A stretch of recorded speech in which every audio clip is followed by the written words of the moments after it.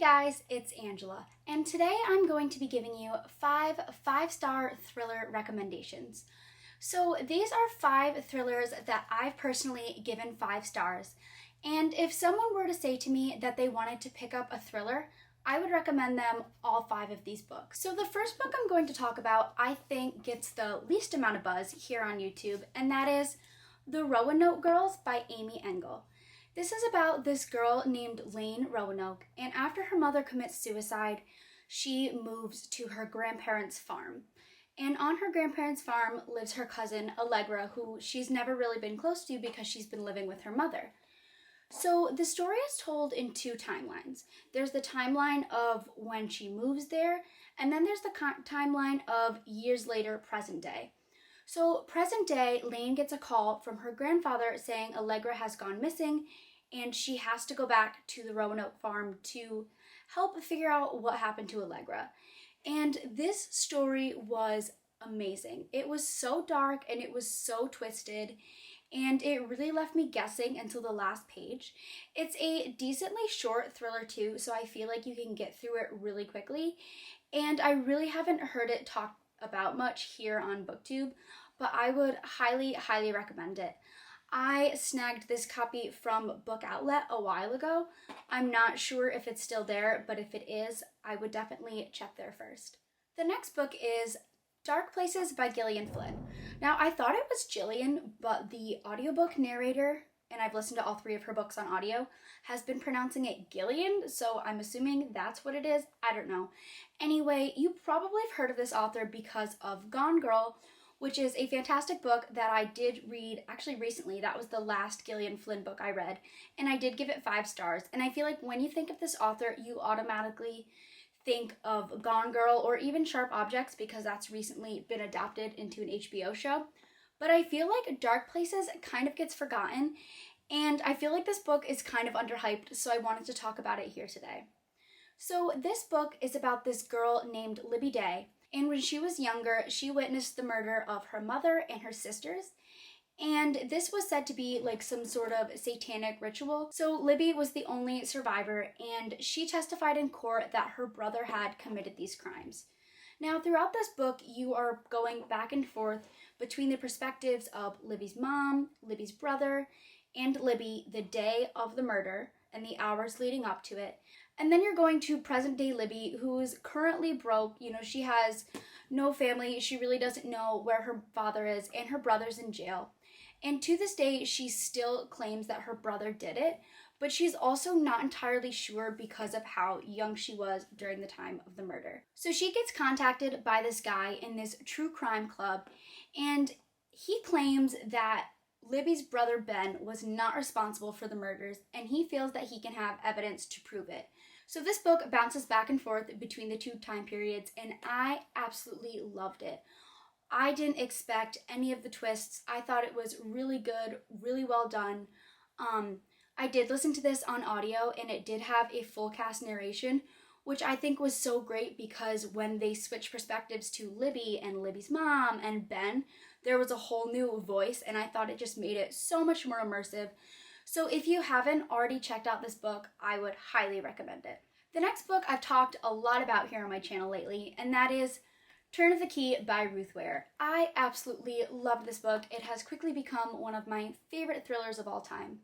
This story starts off with our main character, Rowan, writing letters to a lawyer, claiming that although she has made many mistakes, she is not guilty for the murder of a child that she's being charged of.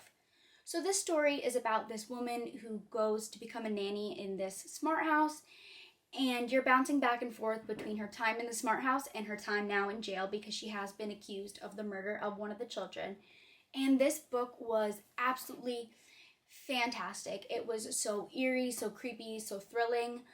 I actually got my cousin to read this the other night, and he kind of reads. He tends to read a lot of like nonfiction self-help type of books, so he's really never dove into a story like this, and he finished it in, I believe, 2 sittings. I mean, he was hooked. He said it was the fastest book he ever read, and he loved it.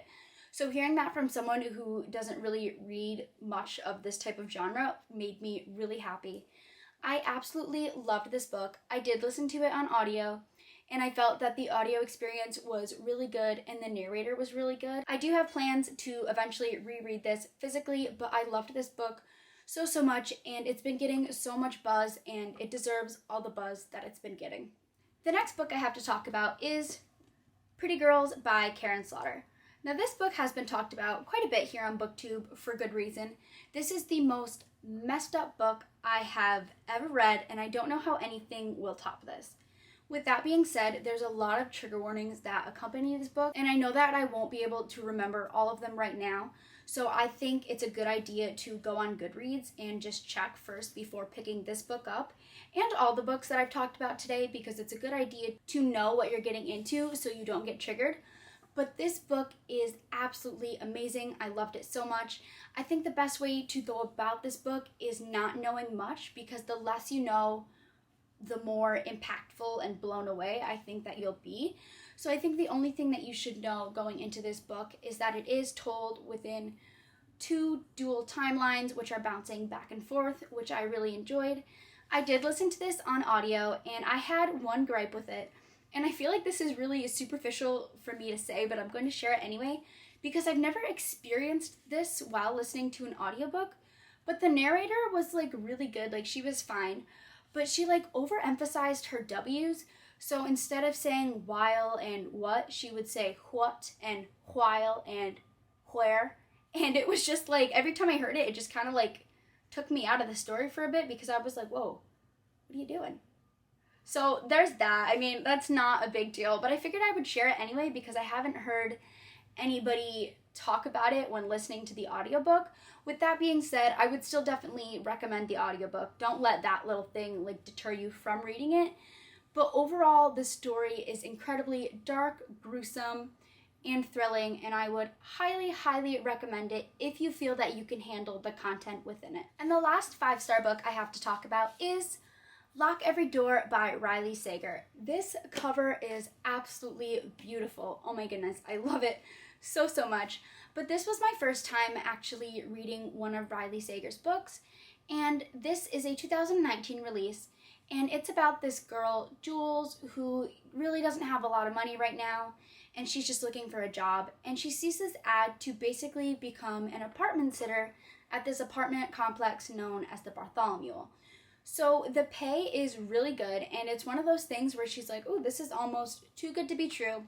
So she inquires for the position and goes there and learns that there's a lot of rules when it comes to essentially apartment sitting this apartment. She is not allowed to have anyone over at the apartment, like at all. She's not allowed to spend a night away from the apartment, and she's not allowed to converse with the other people who live in the apartment complex. So essentially she just has to like isolate herself in this apartment all day and not talk to anyone. But the money's really good, so she's like whatever, and she takes the opportunity. And this book is basically about what ensues afterward, and I really enjoyed it.